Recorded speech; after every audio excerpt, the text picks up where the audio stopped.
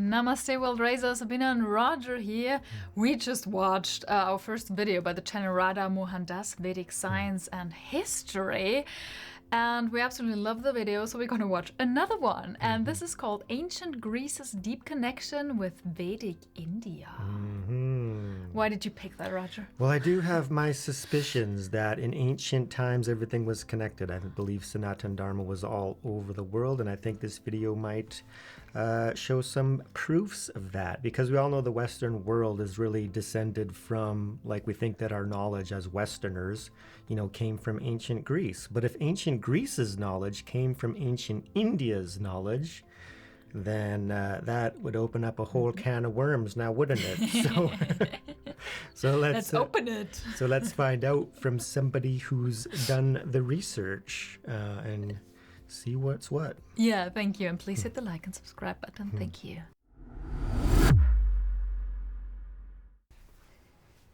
Ancient Greece's deep connection with Vedic India.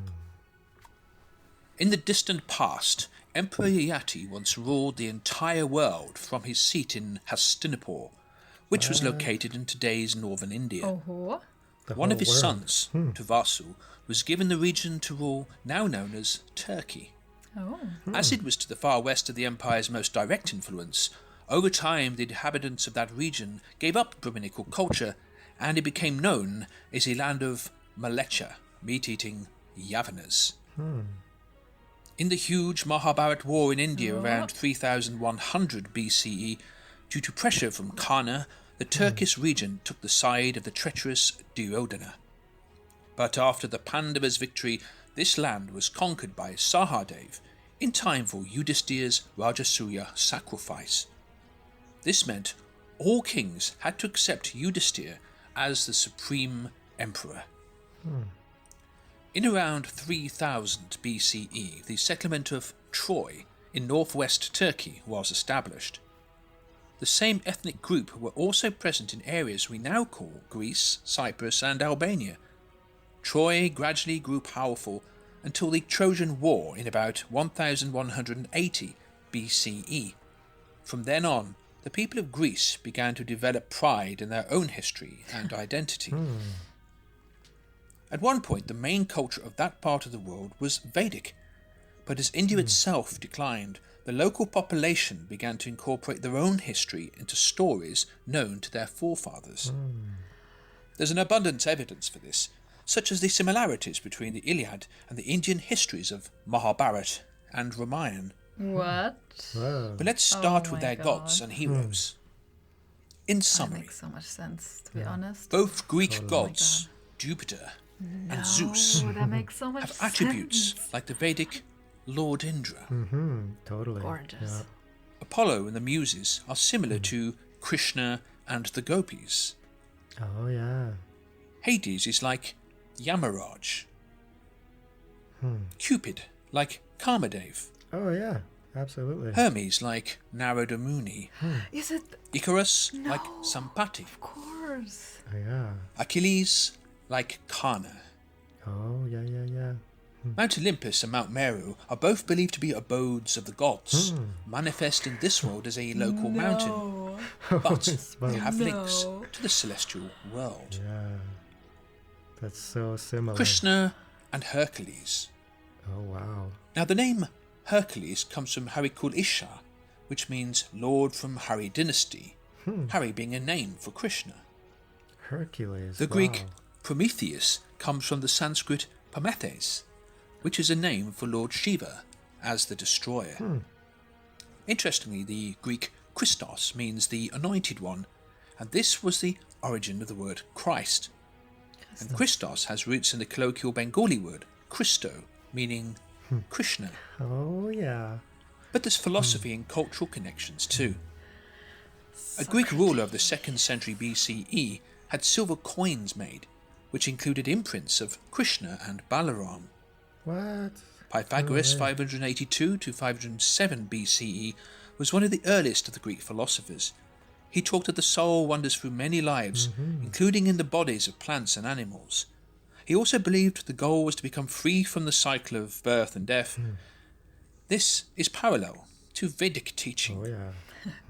Yep. It is said that Pythagoras visited India and even got initiated in Ellora, Maharashtra. No way. Interestingly, the name Pythagoras comes from the Sanskrit Pith Guru, which means a guru working at an educational establishment. Whoa. Socrates came next. He was known to converse with a lot of people. In those days, there was ongoing trade between India, Babylon, and as far west as Athens. So the account of Socrates meeting Vedic Brahmanas is quite likely, Oh, yeah. and he may have also been influenced by them. Interestingly, the name Socrates comes from the Sanskrit Sukrutas, meaning one whose conduct is meritorious. Socrates' pupil was Plato. Plato said the soul is immortal, and there is also a universal supersoul, as well as a universal creator god of the world. Oh my God. He also said that God is the perfect being and is changeless.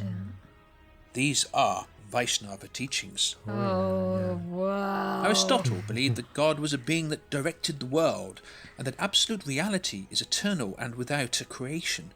His concept was the soul can be divided into two parts. That doesn't sound Vaishnava, yet he is referring to the rational intelligence and irrational mind. He also stressed that self-realization is the purpose of life. The ancient Greek and Indian horoscopes and astrology are very notably similar. A good example is the star group the Seven Sisters, called the Saptarishis in India. Saptarishis. Oh, man. Although there was a degree of cultural exchange later in the 4th century CE, ancient Indian astronomy precedes the entire Greek civilization by a long way. There's even evidence it has been practiced since at least 7000 BCE. Even if you take the conservative view by only considering the date of discovered written text, the Surya Siddhanta, for example, predates Pythagoras. And note, the Surya Siddhanta contains an advanced understanding of trigonometry. Wow. Indian and Greek weddings have a variety of cultural similarities. And their ancient theatre, with stories of their gods and heroes enacted with masks, are similar. A final example, Aesop's fables. Fables with animal characters are found in the Panchatantra. Very early Sanskrit versions of this have been discovered dating before the time of Aesop. And note that many of the animals in them, including the lion, jackal, elephant, peacock, tiger, monkey and crocodile, are all found in India, but not in Greece. Hey, wow. Totally. Certainly something to think about. Oh, yeah. Thanks for watching, and please share with others. Wow. I loved it. I love that. Just made my day. Yeah, that was another super fantastic, Awesome. well-made video, well-researched. I absolutely loved it. Yeah. And yeah, I love it. It's like you can't even really deny or argue with it. It's like, because, yeah, the Western mind, we seem to think, because part of our upbringing, being raised in certain, religious institutions and societies, it's very much, biased on, okay, Western culture began at such and such in time, and everything descends from Greece, and we have this imprint that was the ultimate wisdom, and these philosophers, we don't realize that all, knowledge and information and philosophy, it's, they're getting it from, somewhere. And then we seem to think that it was such a small world, and then this was the center of the world back then. But no, it was, people traveled, right? And people went there. Like, the biggest thing that came to mind during this video was Jesus Christ. Everybody assumes that he was the Son of God, and then he just had this divine connection with God at an early age, but they don't think that he disappeared for how many years, in the Bible, and nobody thinks that he would have traveled and that it was a small world and he would have had access to all sorts of other teachings and teachers. Yeah. He probably went to India because, when I think of Jesus, I think of a pure bhakti devotee, of God, Yeah. and just, the similarities of Of the all that gods. stuff. Well, it would make total sense because, it is said that there are similarities in every culture, and also the Egyptian gods, and then the Norse? Yeah. Norse gods? The Do you say- Norse, yeah, and the, what is it called? Like Loki and Thor and Yeah. those ones. Yeah, Norse mythology? yeah, I Or- think yeah. so. Yeah. They're all similar in a way, right? Oh, so, yeah, yeah. so then it would make total sense that they all have the same, how do you say, basis? The same. Yeah, so we're using different words and labels, but we're talking about the same deities. Exactly. And of course, they got not distorted is the wrong word, but they got changed and you know different. over time because all countries are different, but in the end, they all come from the same root. Oh my god! Yeah, it's so funny, and that Wow. actually popped into my mind because I have been contemplating this stuff, for a while on my God, of journey. course. So when we watched Thor: Love and Thunder a couple weekends ago, and when Thor, so spoiler alert, but Spoiler. it's in the trailer, but anyways, Thor and Zeus, they meet. Oh yeah. And to me, they're both gods of lightning and thunder. Yes. So they're representing the same god, but they meet, right? Yes, exactly. And we had this also in the comment section coming up somewhere. I don't remember. Indra. Indra and. Yeah, Indra and Thor, right? So Indra is also. Indra is the god of lightning. I Indra, believe. Thor, and Zeus. Yeah. Okay, and then I think it also came up during Moon Night because of the Egyptian gods. Oh yeah. I don't know, there was some kind of parallel that we observed. I don't remember now. But it just keeps popping up lately. It's like, wow. Totally. Yeah, and then also the depiction, because I thought about this too, because I first came across this, this concept of a mountain, when I dived Mount into Meru? when I dived into Tibetan Buddhism, and we actually did like mandala offerings where we had to create and visualize, the mountain and then all the aspects of it and all the beings within this mountain and the divine sort of creations on it, and then we have to offer it and multiply it and offer it, to the divine, the Buddhas, Bodhisattvas, all the divine holy beings. So very beautiful. And then, but it also reminded me even back then, it's like, Mount Olympus, right? And now we're getting into like other aspects of that, right?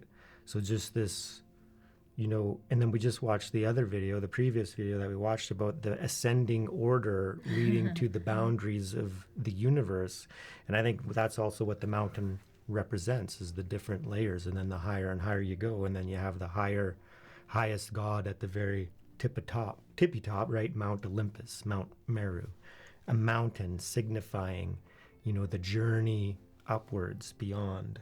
Right. Wow. And then also when we were reading, we listened to Sophie's World, which was one of Sabine's favorite books as a childhood. You know What? Sorry, you keep going. But anyway, Sophie's World dived into the world philosophies, right? Yeah. And in my mind, of course, the Greek philosophers, they had it the most right. So it makes total sense that, Plato, Socrates, Aristotle, they had access to the Vedic wisdom, right? And it's even proven with Pythagoras' theorems, and even their names are based on, Sanskrit words. Yeah. Right? And you know what is like, when I was 13, my godmother, it was a gift from my godmother, Sophie's World, and I was drawn to it. Like, so it was like my Bible at that time. It's like I re-listened, listened, and even read the book when I was 13. I didn't understand much, but it was so fascinating, and it was really this pull, and I was the only one from my family. And now it makes sense because it's really deep. I mean, that book is really deep for a 13-year-old. Like, wow. Yeah. But it's also because it's so true. There's so much wisdom in it, and it's all it's all leading to to that. Yeah, it was a really amazing book. Just making philosophy fun, right? So if anybody wants to dive into philosophy, you check it out. Absolutely recommend it. Yeah. Absolutely loved this video. The similarities, you just can't argue with it. It's just how it was, and it confirms my hypothesis. And what's really been in my mind for a while now is that the world, is one family. We have one source. And then just point blank at the very beginning of this video, something I had never heard of before, but there was one king. Like in really ancient times, there was one ruler of the whole world, right? And then, of course, that deteriorated over time. But we're talking about such long time spans for, you know, for the forgetful human mind that has a limited lifespan, things get forgotten, right? And we're talking about such long time periods that we forget. And then you think that, so the Greek people back in that day, it was such a long time that they forgot their origins, right? That their wisdom originally came from one source. And then even including the Mahabharat war, right? And then how they pick sides. And remember, Duryodhana was, you know, the Kauravas and then the Pandavas. So then that kingdom where Greece was chose the other side. And then that began, you know, the split from access to the Vedic wisdom, and then Greece eventually, you know, the lingering remnants of that wisdom was there, but they started to get their own identity, you know, cut off, right? And then that spread to the whole Western world, and then we're thinking that Greece was the source when really there was a source beyond. So super fascinating, super incredible. But really pointing us, brilliant video. Yeah, so as spiritual seekers, we really need to, you know, cut through the ignorance and delusion of thinking that we're all separate, you know, and cutting through the labels and the boundaries of like Westerner, Easterner, Hindu, Buddhist, Christian, Muslim. No, we all have one source. We all have one wisdom. There's one stream of pure knowledge and wisdom in this world. We're all coming from the same source. Very cool. So, we have to keep going. I'm trying to, here with my foot, I'm like, Roger, we have to keep going. It's so interesting. So Radha Mohan Das, thank you once again for doing the hard work for me, doing that research, making these videos, keep pumping them out. We're going to keep watching you and following you because we love it. Head on over to Radha Mohan Das's channel, get some Vedic science and history. Go subscribe over there and let them know we sent you, because we want to build a community of like-minded spiritual, you know, beings on YouTube that are sharing the wisdom. And of course, our role isn't to dive in and do the research. Other people can do that, and then we can all share the wisdom and enjoy it. It's a great time to be alive with all this wisdom at our disposal and benefiting us on the path. Amen. So thank you so much. And remember, the very most important thing is to raise yourself. And raise the world. Thank you. We love you, and peace. Peace.